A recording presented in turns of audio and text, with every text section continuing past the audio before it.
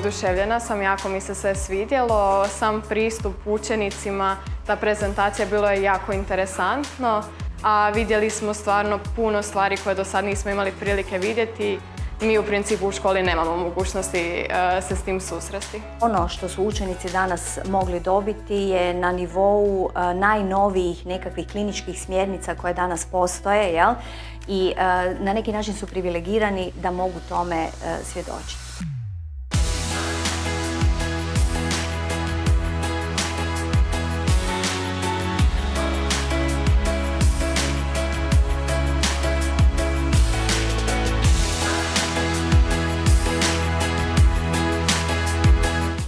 Poliklinike i dentalija, ono što učenici ovdje kao budući djelatnici zapravo mogu vidjeti i dobiti je svakako nešto što je bazirano na poštivanju potencijala njih samih, jel? I nekakvom prepoznavanju potencijala koji imaju, usmjeravanja tog istog potencijala u nekim, recimo, subspecijalnostima s jedne strane, a s druge strane to jedno pozitivno okruženje, intelektualno okruženje u svakom slučaju može biti motivirajući nekakav čimbenik koji će te iste učenike zadržati u tom području i nekako ih poticati dalje u napredovanju, a samim tim i u napređivanju struke.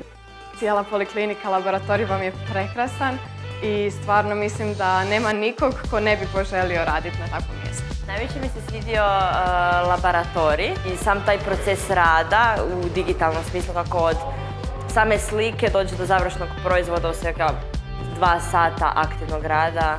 Do jučer sam baš htjela na kirurgiji ili na hitnoj raditi, ali izgleda da ću sad malo razmisliti. Dentalni tehničari, danas smo organizirali predavanje i imali smo u laboratoriji onako detaljno predstavljanje šta to dentalna tehnika danas jeste i šta njih čeka kada završe kroz godinu dana školu, da njima bude malo jasnije i da steknu malo bolju sliku o tome šta je to dentalna tehnika, ko je dentalni tehničar, čime se mi bavimo.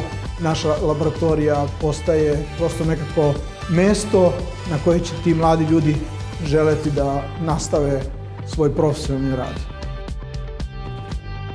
Kolege koji su danas došli u našu kliniku imali su prilike vidjeti naše protokole od recepcije, kako to funkcionira, od ordinacije stomatološke gdje smo pričali o vrstama terapije koje nudimo danas kao jedna suvremena klinika.